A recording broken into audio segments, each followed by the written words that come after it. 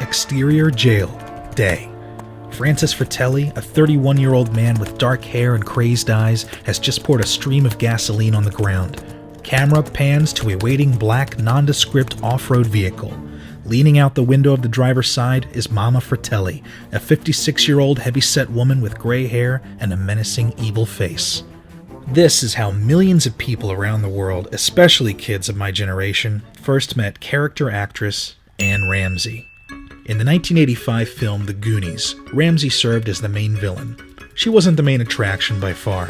In a film about secret treasure maps, mysterious caverns, pirates, monsters, deadly booby traps, fat jokes, and Cyndi Lauper, a villain like Mama Fratelli exists solely to chase the good guys, be exceptionally evil when the scene calls for it, and ultimately fail spectacularly by the end of the movie to make the victory that much more satisfying. If you hated Mama Fratelli when you were a kid, if she scared you, if she made your blood curdle as well as boil, then Anne Ramsey did her job. That's what makes a great villain, and also a great character actor. Kids suck. But I'm getting ahead of myself. What is a character actor? If you were to take your time to type that into Google like I just did, you'd get this answer. An actor who specializes in playing eccentric or unusual people rather than leading roles. That's pretty accurate, but I like to think of character actors in two categories. There are those character actors who eventually break out into the mainstream and begin playing leading roles. Some good examples of this would be Bryan Cranston or Michael Shannon. Both of these guys did their fair share of small, unusual roles before finding success later in life. Then there are other character actors who remain off the radar for their entire lives. You may recognize their faces, but a name would never come to you. My name's Brandon Hardesty. That's me, and I've been acting professionally for the past 6 years. I've been fortunate enough to work with some amazing character actors, and I'm always fascinated by them. I relate to them probably because unless I sweat to the oldies and lose a good 70 pounds, I'm pretty much in character actor territory myself. What? The purpose of this show is to focus on those hidden gems of performers and put a name to the face. I want to put them under a microscope and really take an in-depth look at who they are, who they were, their career, their talent, the characters they've played, and the struggles they may have endured. So back to Anne Ramsey. If I had to guess, I'd say that there are two projects that you would recognize Mrs. Ramsey from. One would be The Goonies, and the other would be Throw Mama from the Train. You clumsy poop! What'd you do that for? I definitely want to talk about these films later, but first, let's start at the beginning. Anne Ramsey was born in Omaha, Nebraska on March 27, 1929. She was raised in Great Neck, New York, and was interested in theater at a young age. Anne attended a Shakespeare camp at age 7 and moved to Greenwich, Connecticut with her family when she was 16 in 1946. A couple years later, she attended Bennington College in Vermont, where she pursued drama. Later on, she met her future husband, Logan Ramsey, while performing at the Surrey Playhouse in Maine. They got married in 1954, and both of them had successful careers as character actors until the day they died. They even appeared with each other in over 10 projects throughout the years, like the 1980 Clint Eastwood film Any Which Way You Can. Well, Loretta, we've talked about it for 20 years, but now we're doing it. We're in California. I hear people here are a little peculiar. Oh, Loretta, folks are just folks, world over.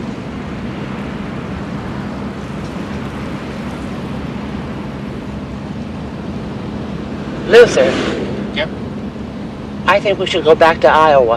In 1971, Anne Ramsey officially began her career in film and television in the film The Sporting Club, also with her husband Logan. In 1972, she played Wife of Crazy Man in the George C. Scott film The New Centurions. My old man kicked me in the ribs. I think he broke something. I gotta get back inside.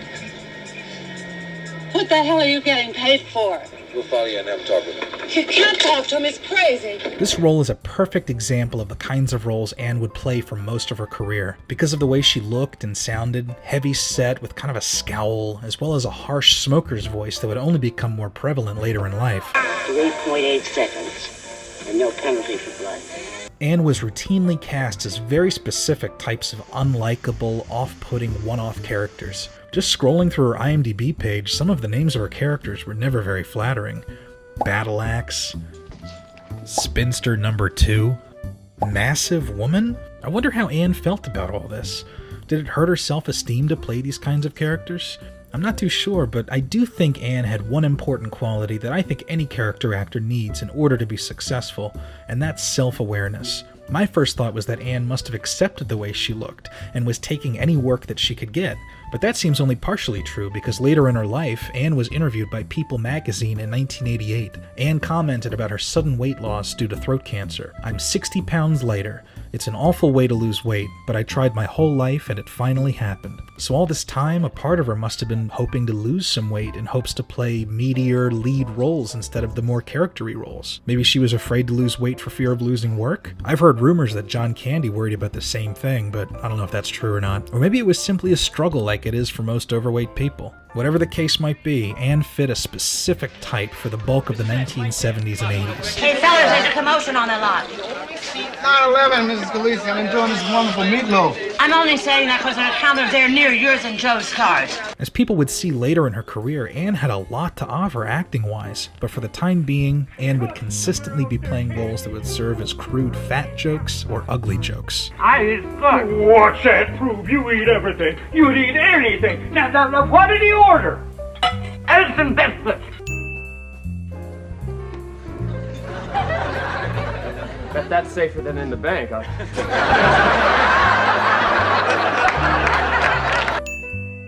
It's time for the patient's bath. What happened to my regular nurse? The redhead? Yeah. She was transferred. Let go of the sheet and turn over. Jeez. One of the more kinder roles she was cast in was in the 1974 Barbra Streisand film For Pete's Sake. That little remark goes right into your file card, which goes into our computer. I actually appreciate the casting decision they made. They could have gotten anybody for this role, but they went with Anne, and she even looks nice. She's supposed to be a foil to Barbra Streisand's character, but it's not done in an over-the-top, look how ugly and mean this woman is way. Fun fact, her husband Logan cast Barbra Streisand in a summer stock production back in the 60s. Barbara played Anne's maid in the production, and the two became friends. In the same People magazine interview, Anne spoke of Streisand. "I love Barbara. We exchange recipes." Maybe the two being friends had some effect on Anne being cast outside the box in the first place. As Anne's career continued, she would often play the same kinds of roles repeatedly. She played a nurse on 3 occasions in the John Travolta made-for-TV movie The Boy in the Plastic Bubble. "Rachel, don't forget to test the backup generator at least once a day, and if anything goes wrong, don't hesitate to call us. Don't worry about a thing." An episode of Chips. I hate to leave you, Betty Joe, you know. Marry me or set me free. And a made-for-TV movie about Marilyn Monroe. "Hey, look at me. You got eyes like a nurse." And if you look at all these roles through the eyes of a casting director, they make perfect sense. Like, alright, for this episode of Wonder Woman, we need this cab driver. Okay, what if we play with the audience's expectations, and instead of a guy, it's this rough-and-tumble, street-savvy old battle axe of a woman? Can't you go any faster? You want to drive? I'll let you drive. Wow, this woman's perfect. Or, okay, we have this moment where George Segal's character has to wait in line for unemployment, and we can have this mean woman yell at him for taking her place in line. The line ends after me, mister. Oh, sorry. That might sound crude, but honestly, that's how Hollywood works. If you're a casting director and you come across someone that looks like Anne Ramsey, your mind will automatically think, the feisty landlady. Isn't this place a sight? I'm Martha Dodson, the landlady. The crabby school bus driver. I don't know where they went. I'm a bus driver, not a babysitter. The overbearing wife.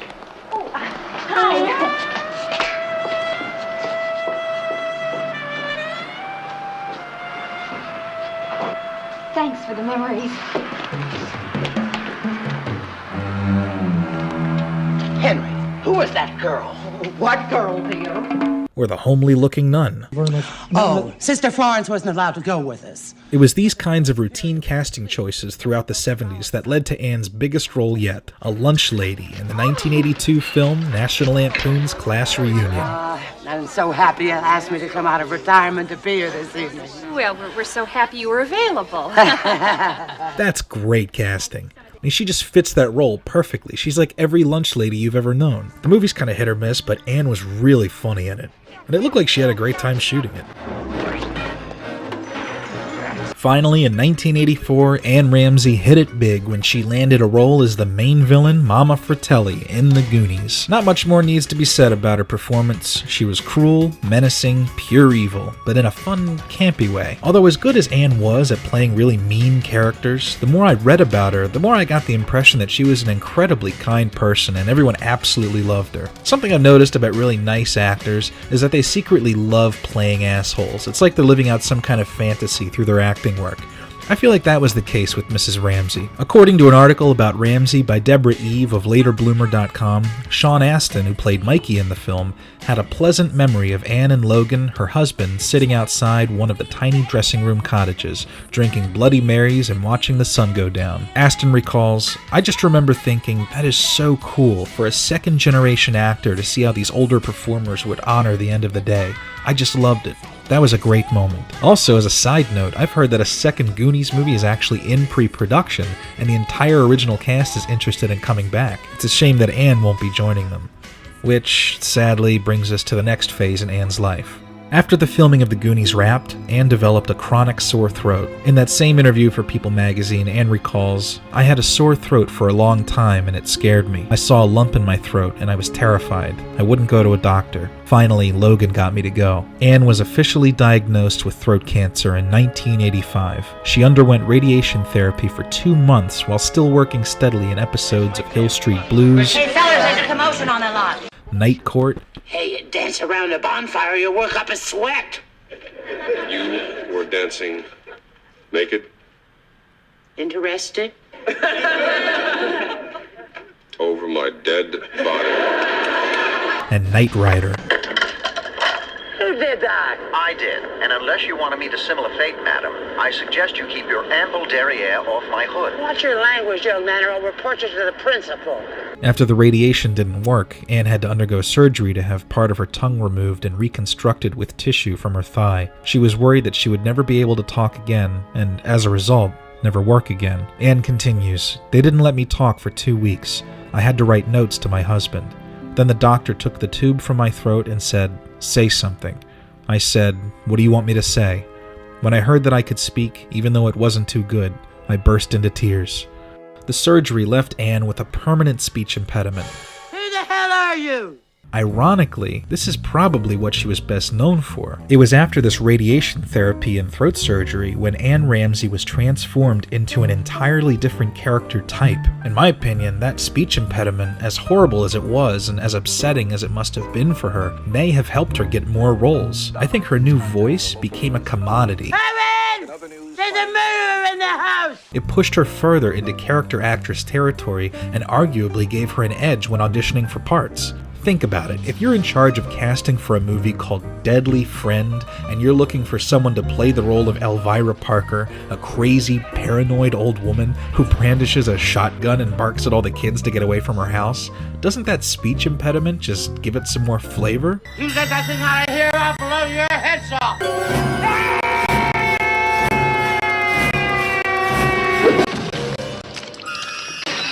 A little tangent here, but I find it so interesting when an actor's appearance changes, and they may end up being perfect for new and exciting roles and opportunities. For some actors, they ended up getting more work when they got older, or thinner, or fatter, or bald. Or there are some actors who didn't change, and you wonder what kinds of roles would they have been right for if they looked different? What if John Candy had lost weight? What if Forrest Whitaker never had ptosis in his left eye?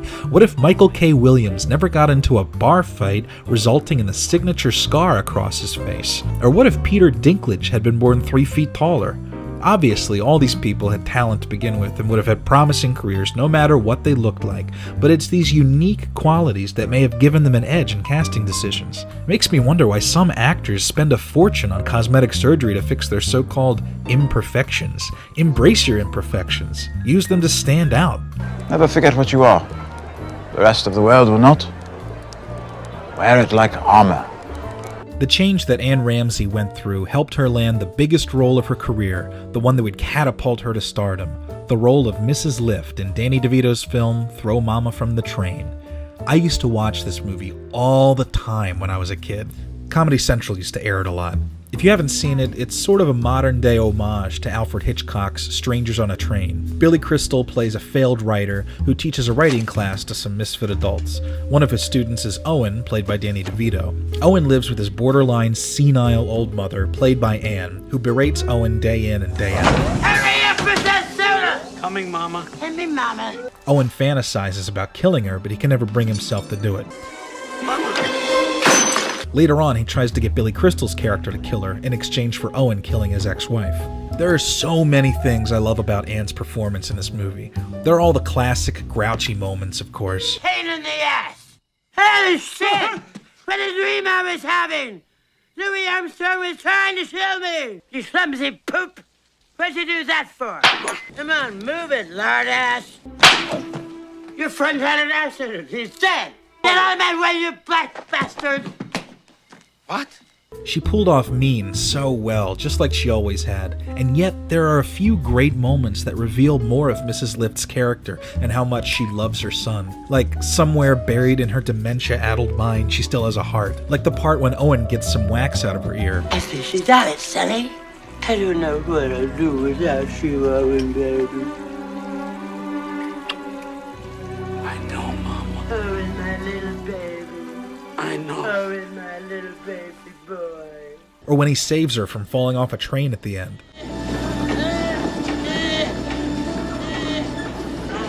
Oh, you saved me, my Owen. I always loved this part, when Mrs. Lift starts singing. Owen loves his mama. Owen loves his mama. Owen loves his mama.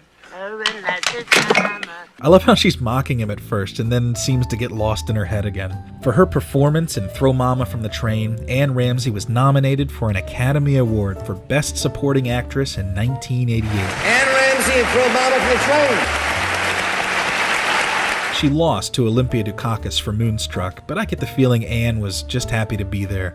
That means a little bit of acceptance after a long attempt to get here.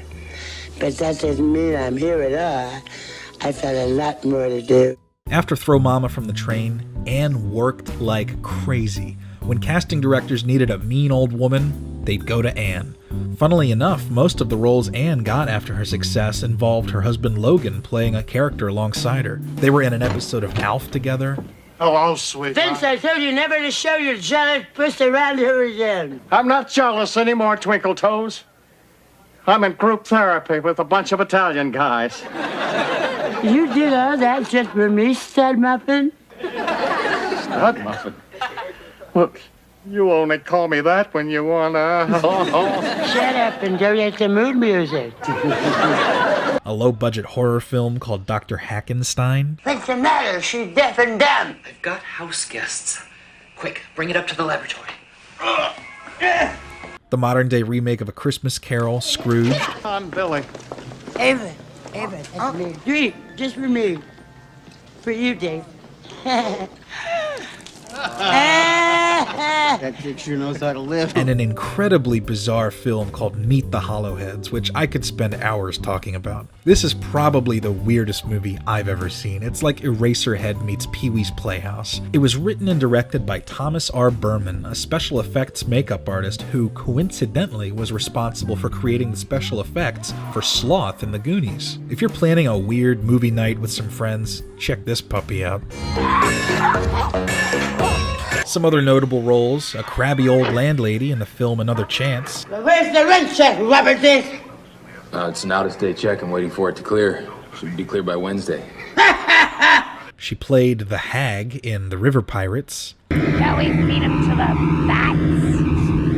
Or to the rats? And a witch in a low-budget comedy about the Salem witch trials. There's also a witch to end all witches, Anne Ramsey from Throw Mama from the Train. Adios, Pinhead! She was even on several episodes of Hollywood Squares. Anne Ramsey for the boss. Anne Ramsey, Academy Award nominee. She was all over the place. There was one role in particular she did that I really enjoyed, and that was the role of Nick Nolte's mother in the HBO movie Weeds in 1987. Who is it? It's me, Ma. Lee Umstead. Your son, Ma. No, my son's not home. No, Ma, it's me, Lee. I'm your son, Lee Umstead. Me, Ma. Oh, my dad! I loved this casting choice. I was expecting another mean old woman character, but Anne was just as good, if not better, at playing nice. You can tell that even though Hollywood saw her as the queen of mean, she was capable of so much more. You got him out. You got him out of prison. Isn't she pretty? I think she's pretty. She's so pretty. She's a pretty girl. So are you, Ma. So are you. Get out of here. Anne was working more than she ever had for the better part of a year, but then in April of 1988, her cancer returned, yet she continued to work. Her last job was the role of Babalax in Meet the Hollowheads. Let's tie your tongues together and pump you. Something strange about this, but there are subtitles for her character. I don't know if this was done as a joke because her character is hard to understand, or if it was actually done because her speech impediment had gotten so bad that we, as an audience, needed subtitles. Maybe a little bit of both. On August 11th, 1988, Anne Ramsey passed away at Cedars-Sinai Hospital in Los Angeles with her husband Logan by her side. She died just 6 months after her Oscar nomination. Her husband Logan Ramsey died some 12 years later. Anne was buried at Forest Lawn Memorial Park in her hometown of Omaha, Nebraska. Her grave is unmarked. For Anne Ramsey, she was many things on multiple occasions. The overbearing wife, the homely nurse, the bag lady, the nun, the bartender, the spinster, the old battle axe, the cab driver, the crossing guard, the hobo. Most of the time, she was reduced to a visual gag. Other times, she was the butt of fat jokes and ugly jokes. But she showed up, stood on her mark, said her lines, and was one of the lucky few to break out and do something memorable. So I guess when I said that this is when we first met Anne Ramsey, that wasn't really true. We'd all met her, we just didn't realize it at the time.